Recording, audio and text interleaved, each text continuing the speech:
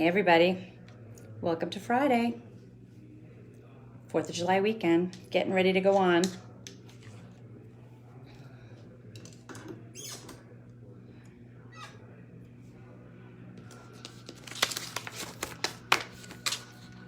looks like Armageddon out there.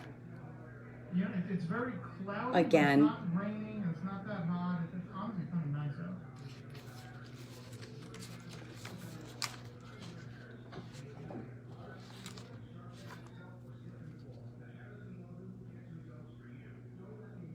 All right, we're going in 10 seconds. Okay.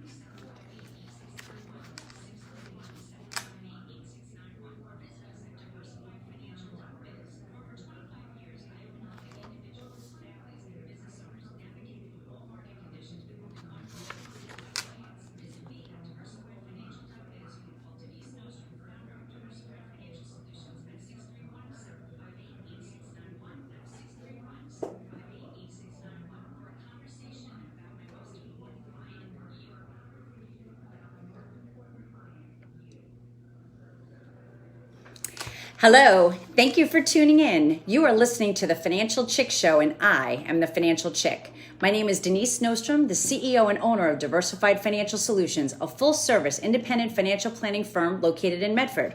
I am here live every Friday from 5:30 p.m. to 6 p.m. on 103.9 LA News Radio.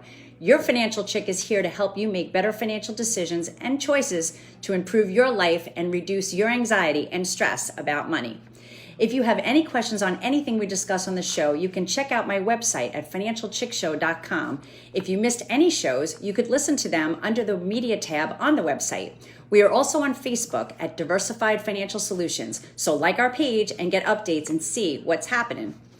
So today, well, first, TGIF, and I think we all feel that way. For some reason, everybody I talk to, it's been a long week, and I'm just really happy that it's Friday and a long weekend to boot. But I'm honored to have a special guest on the air with me today. I met him several years ago. He is a chartered financial analyst and most recently obtained his Chartered Alternative Investment Analyst certification. He has been a contributor to CNBC since 1995, discussing global technology trends and companies. He was also co-anchor on Market Week with Maria Bartiromo for 2 years. He is also on the investment committee with Independent Solutions Wealth Management, and most recently, he's become a full-time professor at the Citadel. I would like to introduce to you my colleague and friend, Paul Meeks. Paul Meeks, you there? I'm there. All right. Glad you're there. How are you? All right. So you're calling in from the state of? All right, fantastic. How's the weather doing down there? Okay, all right. So you're liking it. It's not looking so good here either. And we're hoping that things change for the holiday weekend. We've been not having good holiday weekends lately.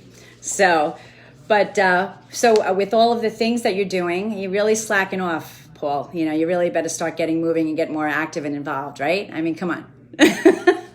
So congratulations. Well, congratulations on a couple of things. I think the most recent thing was the Certified Alternative Investment Analyst certification. So tell me a little bit about that.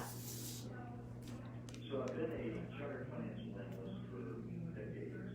That makes you a pseudo-expert in publicly traded securities. Mm-hmm. And the reason I picked up the Chartered Alternative Investment Analyst more recently is it's all about privately held securities. Okay. Hedge funds, commodities, real estate, venture capital, private equity, All right. Awesome. So and you're frequently on CNBC, well, for many, many years now. And it's good. It's good. I've caught you many times, but I didn't realize. I was looking through your bio, and I didn't realize you were on as a co-anchor with Maria Bartiromo. Mm-hmm.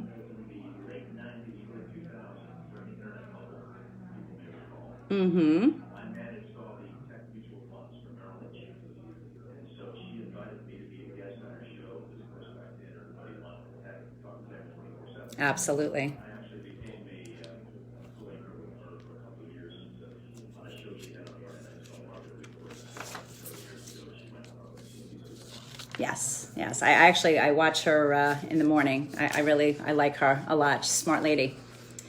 So, well, I'm so glad you're here with me today. I mean, I think it's super pertinent that you're here, especially since we just finished the first half of 2021. And so this is the perfect time to do a mid-year update. So I guess let's kind of reflect a little bit about what has happened year to date in the market. Yeah, so you take a look at the bellwether it's up 15% in the first half. Mm-hmm. Pretty good numbers. Look at U.S. stocks, going back to the 1920s when they started evaluating the data. A solid average year for stocks over that time is 10%. Mm-hmm. We've had a very good year in 6 months. Absolutely. Actually, bullish on the second half. I try to differentiate between different sectors of the economy in my paper because right now we're all about reopening the U.S. economy. And but if you take a look at the forecast for economic growth this year, U.S. GDP, it'll probably be 7 or 8%. And to put that in perspective, before COVID, our economy being big and mature and going along more like the 80s, only about 8% per annum. Yeah. We're going to have 6, 7, perhaps even 8% growth this year with the reopening of the economy, and that will be the fastest growth in America since very early in Reagan's first term. So, explosion. Yeah. And not just in the States, we're going to have great growth around the globe. And that's pretty bullish. Yeah. Interest rates have been on the rise, but they're still relatively low, so that propels asset prices. I don't like bonds because rates are still so low that historically they're not really feeling low. Mm-hmm. But yeah, I think we're not going to necessarily turn over in the second half. I think we'll continue to grow, be higher between June 30th and December 31st. I don't think we'll do another 15% in 6 months. It'll be more moderate. But yeah, I think we'll have a good, when we get to Christmas, probably a good 20% this year. Well, it's pretty exciting. I know it is kind of interesting when you track the numbers, year to date. I always say to clients, I'm like, well, this is like a full year number, and even that's high. And even the year over year numbers, those look amazingly crazy too. You're looking at 30s, 40s, 50% returns in some cases. And, it's a little bit of an aberration because we were at such a low last year. But I guess it does make sense. I mean, interest rates being low and everything, and people are looking for yield and growth. And I feel like I've been on a treadmill that hasn't stopped and has no off switch. It's just been go, go, go. So people are excited and people are doing a lot of things. So that's very, very, very positive. So we feel very happy about things, but then, we were talking a little bit this week, and we mentioned one ingredient that could possibly hinder the market, perhaps not this year, but maybe in 2022 or 2023, and that would be the big inflation. So what, you want to give some thoughts about that and how that kind of goes into the market and how that could affect things? Yeah, so I think folks know that inflation, if you were to describe it in plain English, is if you had a basket of goods that you're buying, products and services, it's going to be the price you pay year over year. Mm-hmm. And so obviously you don't want to pay increasing prices. So inflation over time runs about 2% per year. That's actually healthy. However, with the pent-up demand, when you reopen COVID, all of a sudden everyone wants to go back to the theaters and the restaurants. Mm-hmm. And with the supply chain being clogged because it got screwed up during COVID, we have unleashed inflation, which ain't good. Right.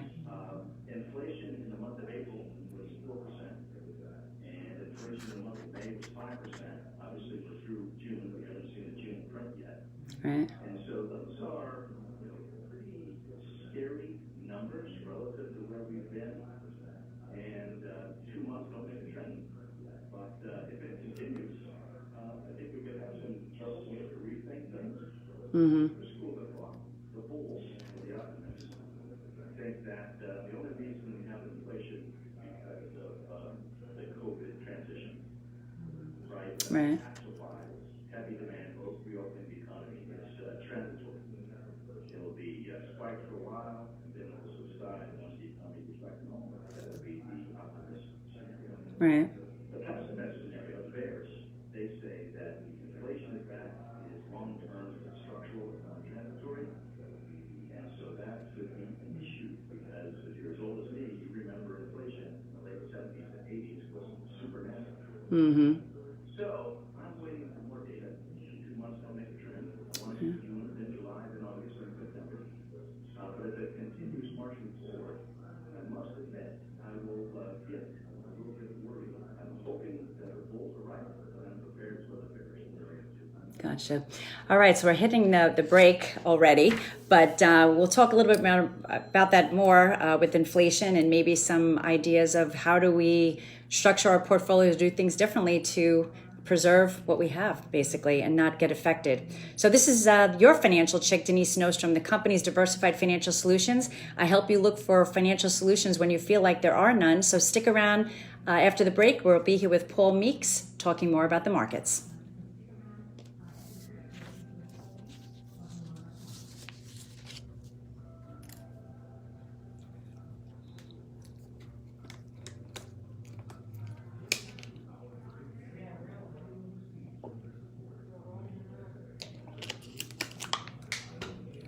First break. Hi, Donna. Hi, Anne Marie. Good to see you guys. Thanks for watching.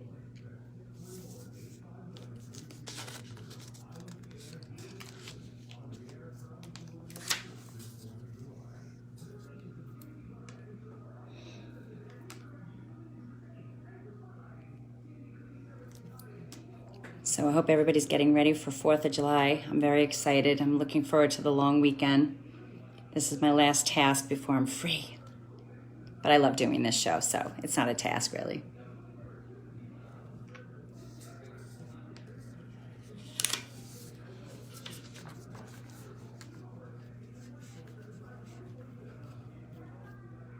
One minute. Okay.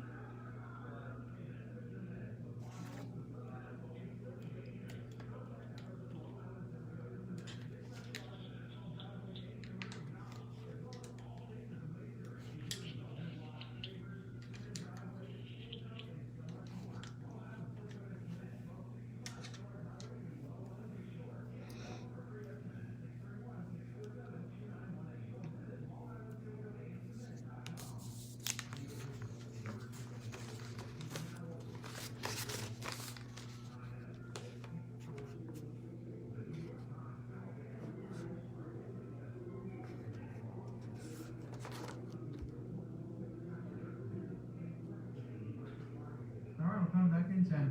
Okay.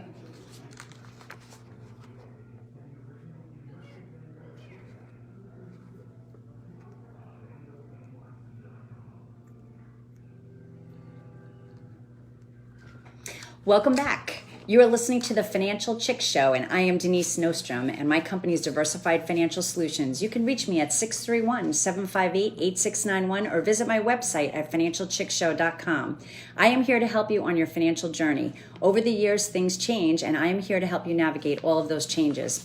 So I am here today with my colleague and good friend, Paul Meeks, and we are talking a little bit about the economy and just some different things to help you to manage your portfolio and your finances in a successful manner. So Paul, you back? I'm channeling the broker-dealer.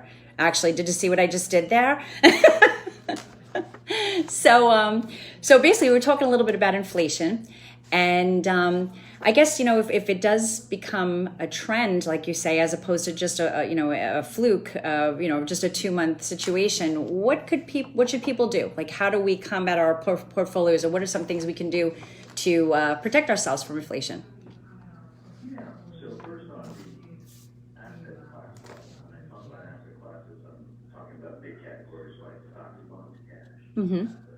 You probably have to lean into stocks because unfortunately, when inflation and interest rates, which come along with it, are rising, bond prices go the opposite direction. So you actually have losses in bonds, even though bonds are typically quote unquote safe assets. Right.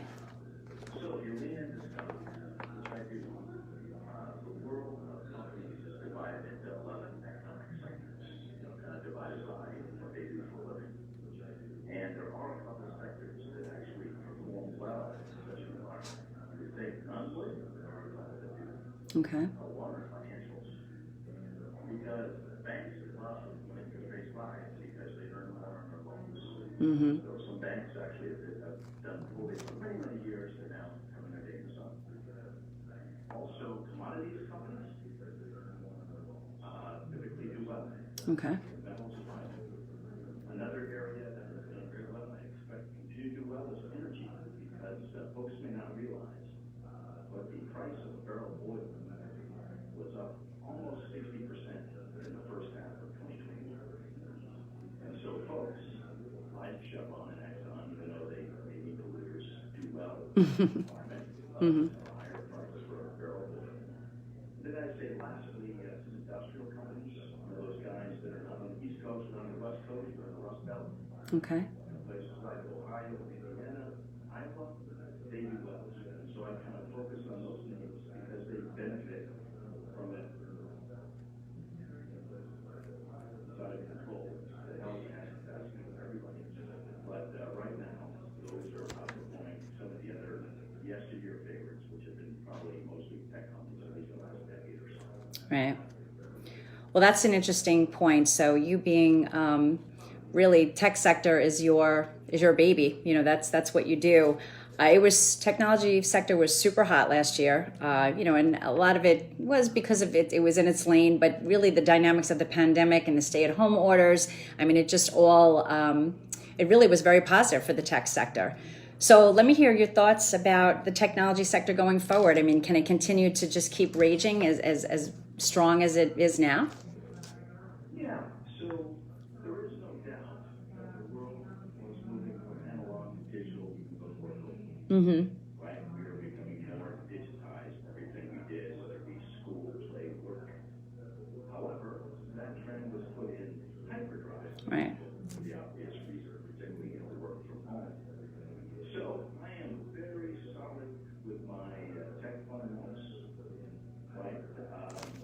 I think they're going to become even more pervasive in our lives. I think you have to have those innovators in your portfolio.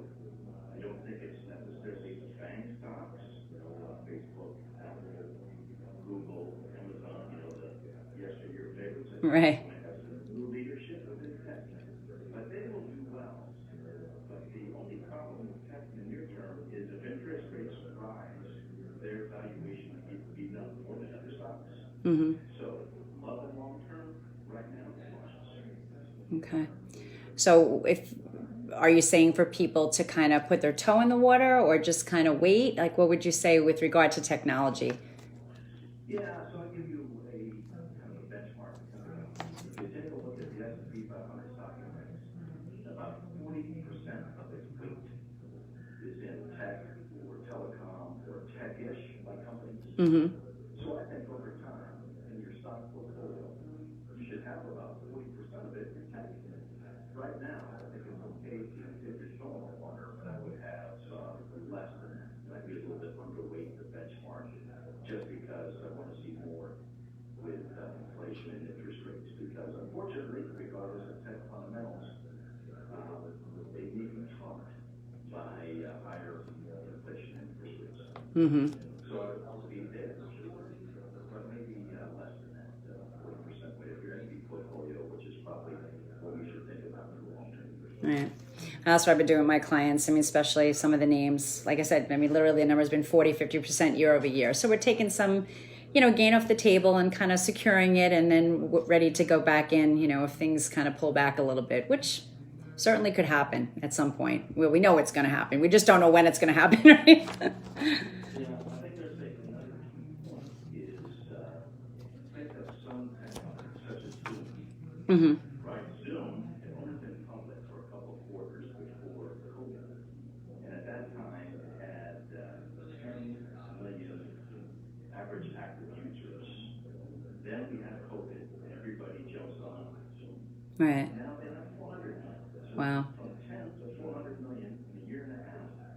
And so yes, their stock popped, but companies like that were really brought to the dance by COVID. Once COVID's over and things moderate, what becomes of their fundamentals? What becomes of their valuation? So some of the companies that were purely creations of COVID, you gotta think about, do I want to buy that stock here at that price? Right. Because I don't know what's going to happen to them after COVID. Right. Yeah. It's kind of scary to see, just even looking bigger, what's going to happen to the buildings that, with people working from home and not going back, there's a lot of unanswered questions, I think, in just so many sectors of how this thing's going to play out, It's definitely interesting. So I guess one of the other things of how it's going to play out, I know a lot of my listeners are concerned, as well as my clients, of some of the policies that are being floated by the current administration, like the capital gains tax changes and possible changes with cost basis. What are your thoughts there? Yeah, so I think that we will have changes, right? President Biden campaigned on those changes. Mm-hmm. I would say two things, however. First of all, since it's widely discussed, it's already reflected in the stock market. Right?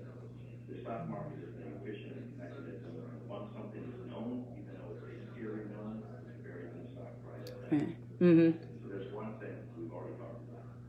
The next thing is, I think despite the fact that the Democrats have at least a slight majority in the Senate, they don't have enough that the Democrats are going to be able to push through a progressive tax package. They'll get something, so they won't get what they're after.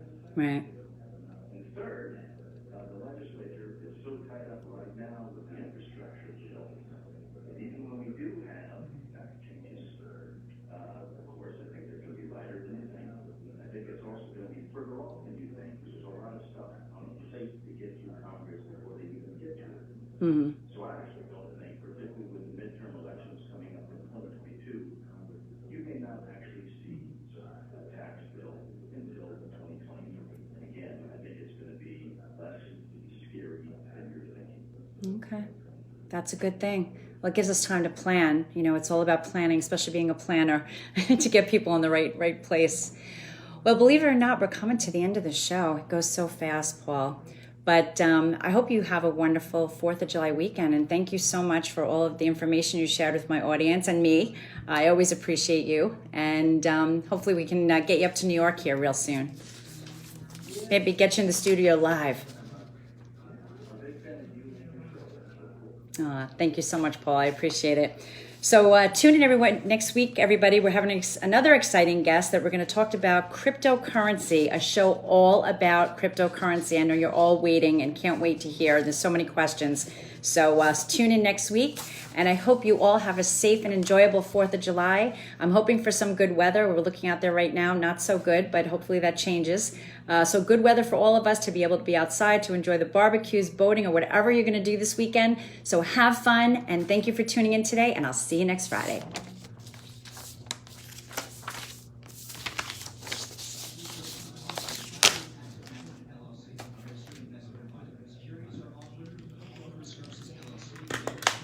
Happy 4th of July. Have a great weekend. Enjoy.